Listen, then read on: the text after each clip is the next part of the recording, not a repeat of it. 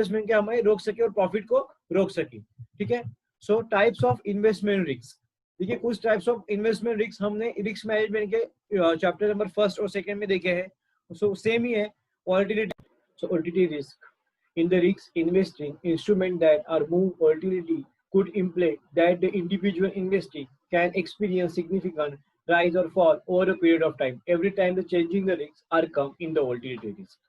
देखिए volatility risk यानी क्या होता है इसके अंदर कि हम जो रिस्क के लिए रेडी होते हैं वो ही रिस्क हर टाइम हमें नहीं आता। इसके अंदर ये बताया गया है कि आपको अगर इस साल सबसे जैसे कि अभी कोरोना चल रहा है तो क्या होता है बहुत सारी मार्केट की कंडीशन डाउन है, सही है, तो आपको हर साल यही रिस्क आएगा ऐसा नहीं, अगले साल क्या आ सकता है इस टाइम के अंदर फ्लड आ सकता है, मतलब रिस्क जो आएगा वो पता ही नहीं होगा कि कौन सा होगा, मतलब हर एक चेंज होगा रिस्क के अंदर।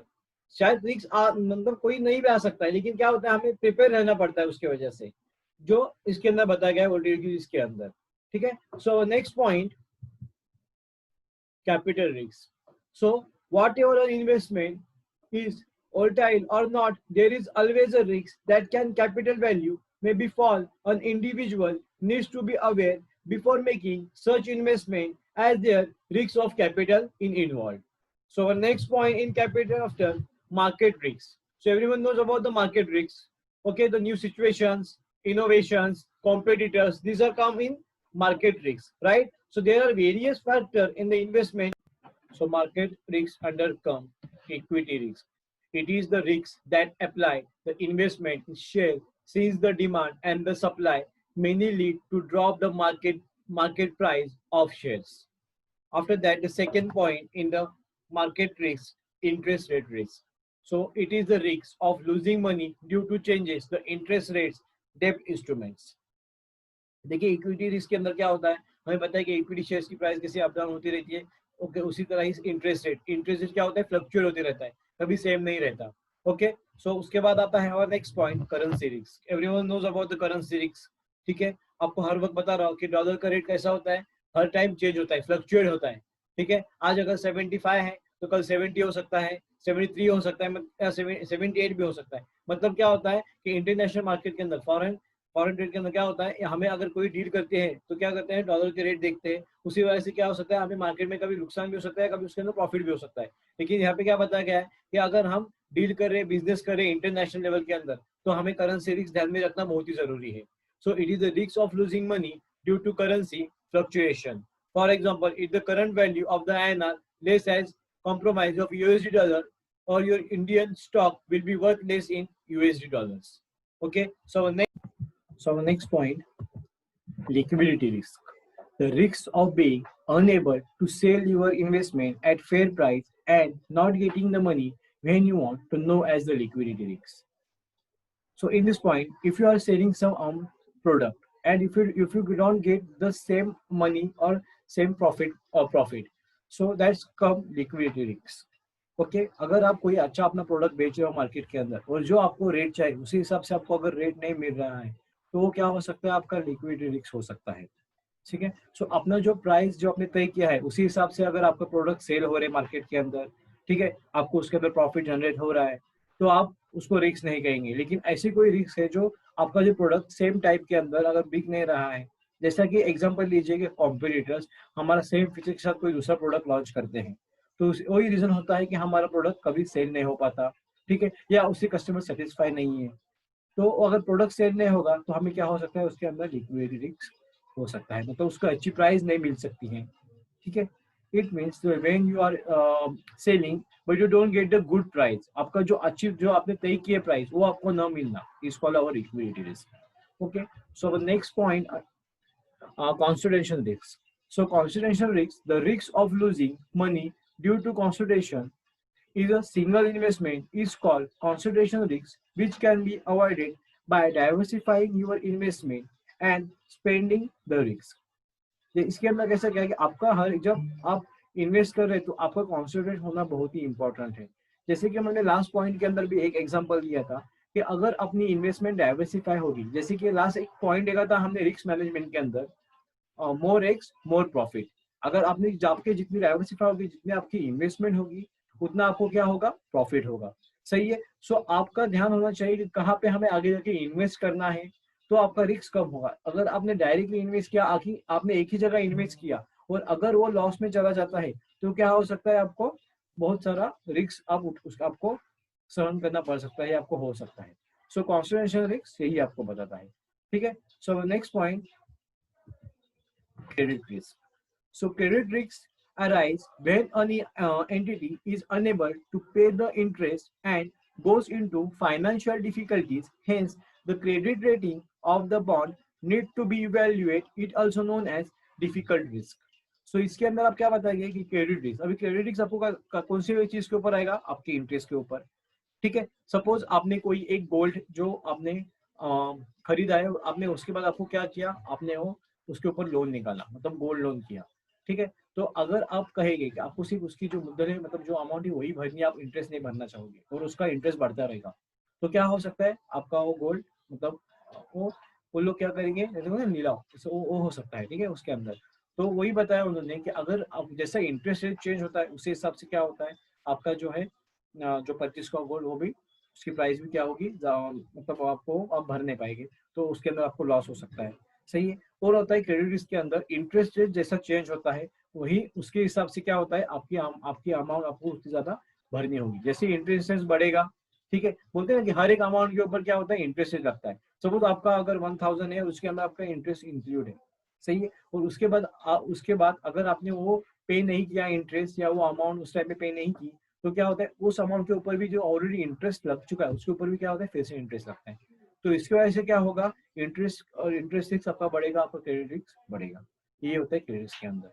ठीक है। So next point, reinvestment risk. So reinvestment risk, it refers to the risk of loss arising from reinvesting principal of income at the lower interest rate. Example, suppose of your purchase of bond paying 4% reinvestment. So risks affect you when the interest rate drop at you need to reinvestment principal at least 4%. देखिए इसके अंदर क्या बताया गया है कि अगर आपने सबसे पहले इन्वेस्टमेंट किए, उसके ऊपर आपने क्या किया, 4% से आपने इंटरेस्ट दिया उसको, एक कस्टमर को, और उसके ऊपर अगर आपने फिर से री इन्वेस्ट की और आपको 4% से कम इंटरेस्ट मिल रहा है, 4% से कम प्रॉफिट मिल रहा है, तो वो क्या होगा, आपका लॉस होगा। री इन्वेस्टमेंट के अंदर आपने एक बार इन्वेस्ट किया, आपको वहां पे प्रॉफिट जनरेट हुआ, प्रॉफिट मिला, लेकिन इसके अंदर आपने फिर से री इन्वेस्ट किया वही अमाउंट, और उस 4% से क्या मिला, आपको कम में प्रॉफिट मिला। ठीक है। तो वो क्या हो सकता है, आपका री इन्वेस्टमेंट रिस्क हो सकता है। ठीक है। नेक्स्ट है inflation risk.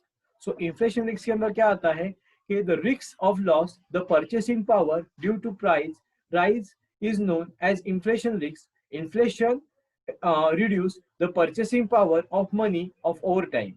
Cash and debt instruments like bonds are prone of inflation instrument like real estate and share offer some protection against inflation. So inflation risk के अंदर क्या होता है कि इसके अंदर क्या होती है कि एक तक हद तक प्रोडक्ट की प्राइस क्या होती है, इंक्रीज होती है।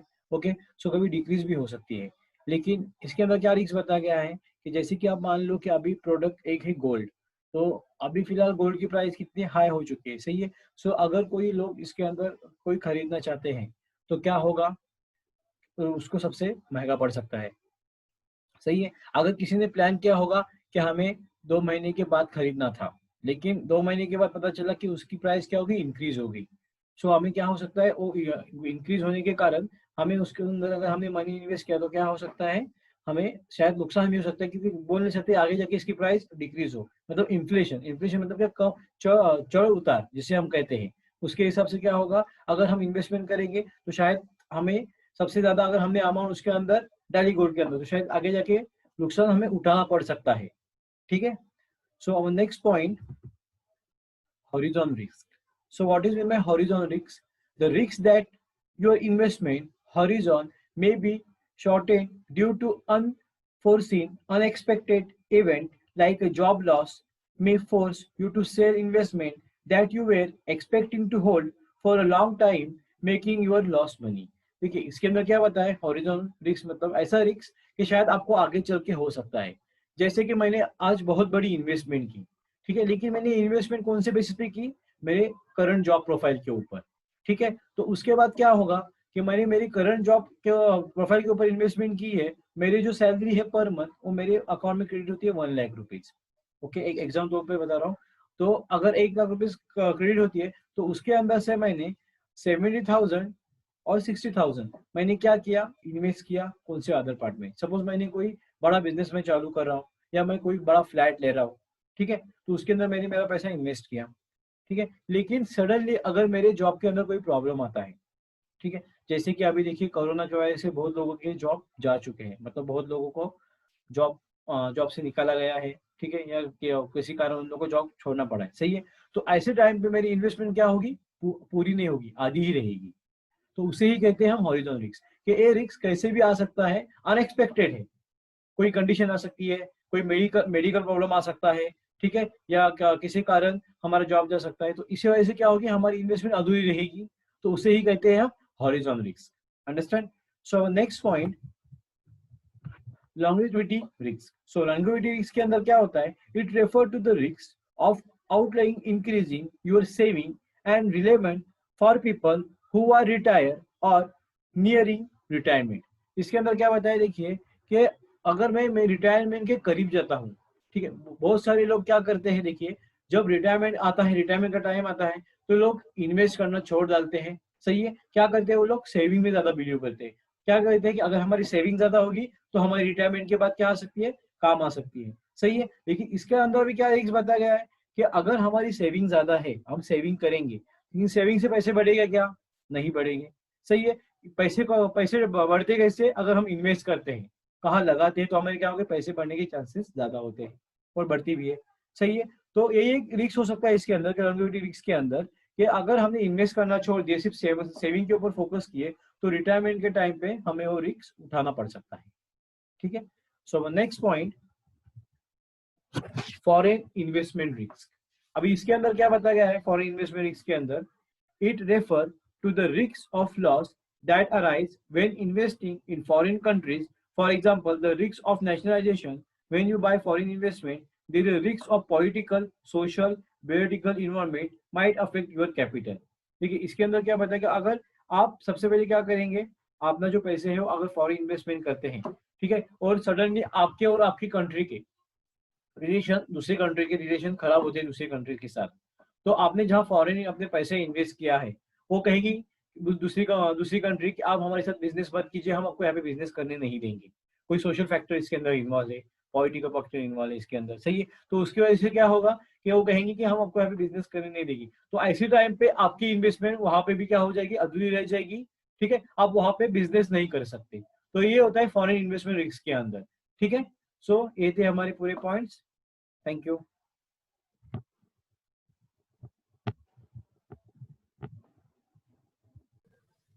सो ह्याच्यानंतर आहे नेक्स्ट पॉइंट आपला, importance of retirement planning. So कोणते काय आहेत इम्पॉर्टन्स ऑफ रिटायरमेंट प्लॅनिंग ते पहिले बघूया। ह्याच्यामध्ये काय सांगितलं आहे की retirement planning is a strategy of systematically accumulate fund for your retirement. The retirement of the process run of through out the life cycle of individual build up retirement crops. म्हणजेच काय सांगितलं की जेव्हा आपण रिटायरमेंट करत असतो ना, तर रिटायरमेंट करत असताना आपल्याला भरपूर काही प्रमाणात खर्च येऊ शकतात. म्हणजे फक्त रिटायरमेंट प्लॅनिंग आपण डायरेक्ट करू शकत नाही, कारण का ह्याच्यामुळे तुम्हाला भरपूर प्रकारचे एक्सपेन्सेस असू शकतात. मग असे एक्सपेन्सेस तुम्हाला काय करणार आहेत की ज्या जिथे तुम्हाला खर्च केला पाहिजे त्यास फक्त एवढा खर्च सोडून तुम्हाला रिटायरमेंट प्लॅनिंग सुद्धा करता आली पाहिजे. ह्याच्यामध्ये असं सांगितलं आहे की तुम्ही जास्त सेव्हिंग वरती जास्त लक्ष देत नाही, कारण का तुमचे डेली एक्सपेन्सेस एवढे असतात की तुम्हाला कधी कधी काय होतं की आपण रिटायरमेंट प्लॅनिंग किंवा सेव्हिंग जास्त लोक करत नाही. त्याच्यामुळे काय होतं की एक्सपेन्सेस जास्त झाल्यामुळे तुम्हाला काय होतं, तेवढे पैसे तुमच्या शिल्लक राहत नाही. मग रिटायरमेंट प्लॅनिंग करायचं आहे आपल्याला, इथं इम्पॉर्टन्स का सांगितलंय का, रिटायरमेंट प्लॅनिंग जर आपण केलं तर आपल्याला भविष्यामध्ये येणारे काही प्रॉब्लेम्स असतील ते आपण इझिली फेस करू शकतो, ठीक आहे. त्यामध्ये पहिला पॉईंट आहे, पीपल आर लिव्हिंग लॉंगर. त्याच्यामध्ये असं सांगितलं आहे, the life expectancy of an individual has increase because of better health care and medical facility available, thus reducing the death rate. त्याच्यामध्ये काय सांगितलंय की मेडिकल फॅसिलिटी एवढी इम्प्रूव्ह झालेली आहे की लोकांची लिव्हिंग लॉंगर, म्हणजेच काय की लोकांचे जगण्याचं प्रमाण वाढलेलं आहे, बरोबर आहे. मग त्याचप्रमाणे काय आहे, जर तुमचं रिटायरमेंट प्लॅनिंग जर असेल आणि समजा तुम्ही जेव्हा आपण रिटायरमेंट प्लॅनिंग करतो तेव्हा काय होतं, हेल्थ इश्यू जास्त आपले निघू शकतात. मग रिटायरमेंट प्लॅनिंग तुमची जर व्यवस्थित झालेली असेल तर तुम्ही काय करू शकता, ते जे येणारे एक्सपेन्सेस आहेत ते तुम्ही मॅनेज करू शकता. ठीक आहे. आता असं झालंय की भरपूर ठिकाणी मरण्याचं प्रमाण कमी झालंय. का? कारण तुमचे मेडिकलचं हे खूप वाढलेले आहेत फॅसिलिटीज. ह्याच्यामुळे काय होतं की लोकांची जी जगण्याची शक्ती काय आहे जास्त होते. कारण का जर तुमच्याकडे पैसा असेल तर तुम्ही ती काय करू शकता, तुम्ही तो एक्सपेन्स करून तुमचे हेल्थ रिलेटेड प्रॉब्लेम सॉल्व्ह करू शकता. मग फक्त पैसाच पाहिजे का? तर नाही. तुमची जर रिटायरमेंट प्लॅनिंग सुद्धा व्यवस्थित झालेली असेल, तर तुमच्या हातात जरी कॅश फ्लो जरी चालू नसतं त्या वेळेला, तुम्ही जर रिटायर झालेला असाल, तर तुमचं रिटायरमेंट प्लॅनिंग तुम्हाला हेल्प करू शकतो तुमचे हे सगळे एक्सपेन्सेस मॅनेज करण्यासाठी. समजते का?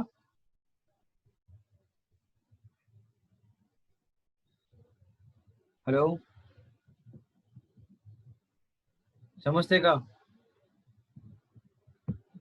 आवाज येतोय? हो समजते.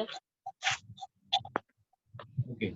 सो नेक्स्ट पॉइंट आहे इन्फ्लेशन डिस्ट्रॉय पॉवर ऑफ मनी.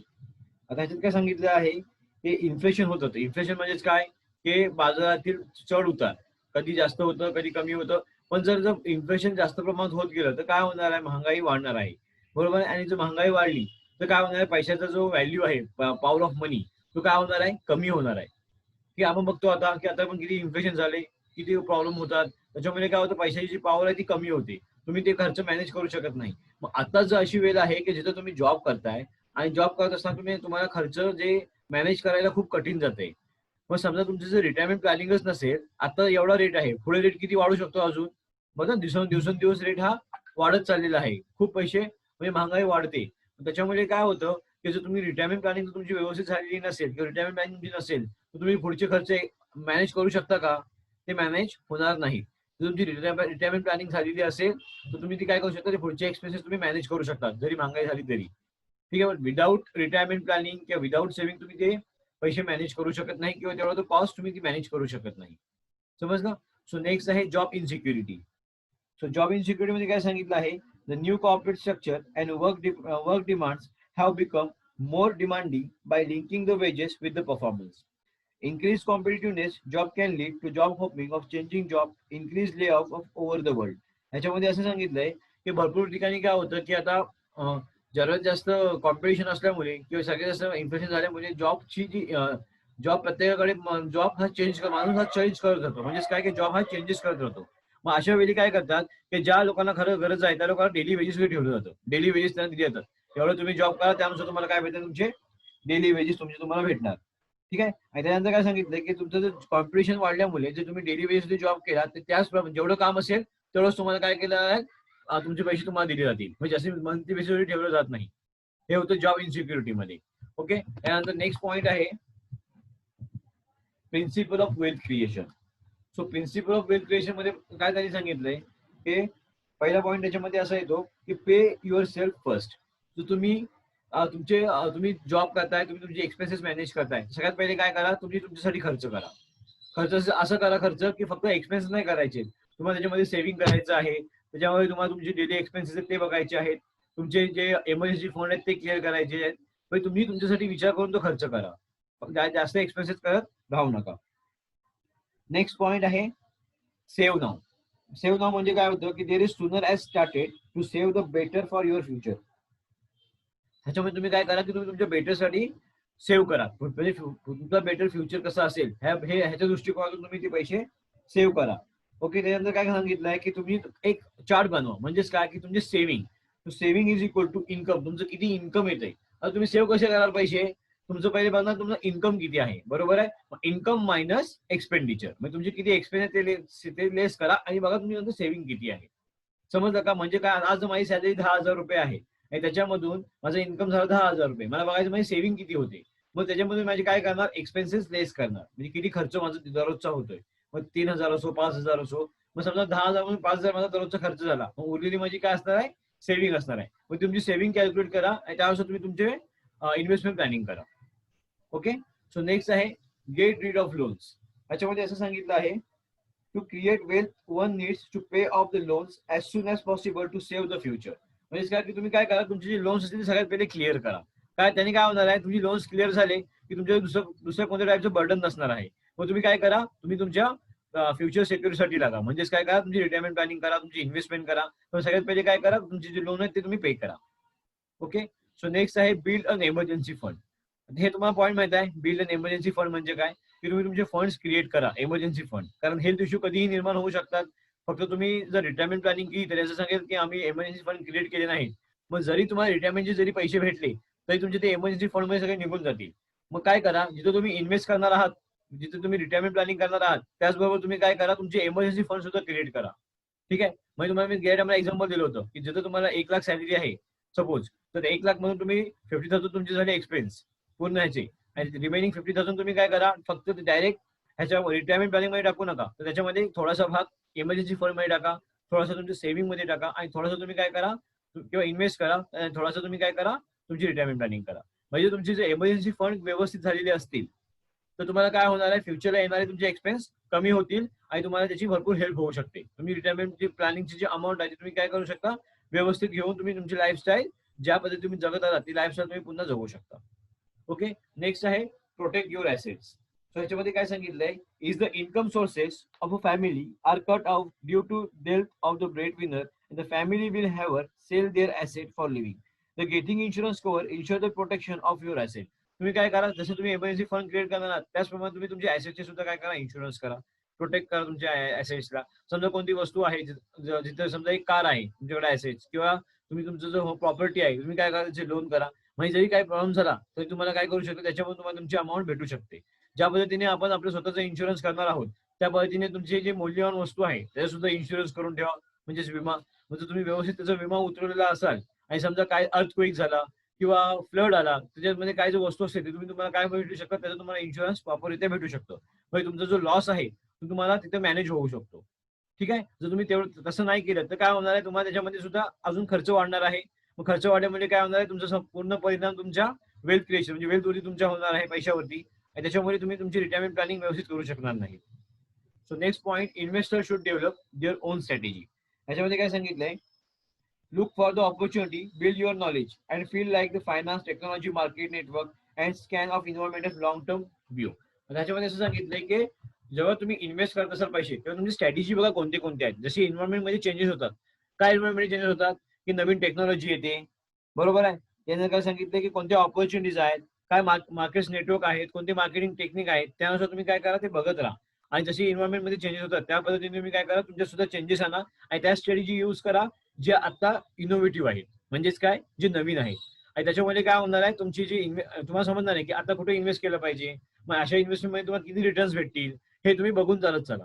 म्हणजे काय, जर एखादं तुम्ही जे इन्व्हेस्ट करत चालत ह्याच्यामध्ये तर त्याला स्कोप आहे का फ्युचरला हे तुम्हाला समजेल. हे कधी समजणार आहे, जेव्हा तुम्ही तुमच्या स्ट्रॅटेजी बघणार, त्या ओन स्ट्रॅटेजी काय आहे, तुम्ही कोणत्या स्ट्रॅटेजीनुसार तुम्ही प्लॅनिंग करताय, आता कोणती टेक्नॉलॉजी नवीन बिल्ड होते त्यानुसार तुम्ही काय करू शकता, ते प्लॅनिंग करू शकता. समजलंय का?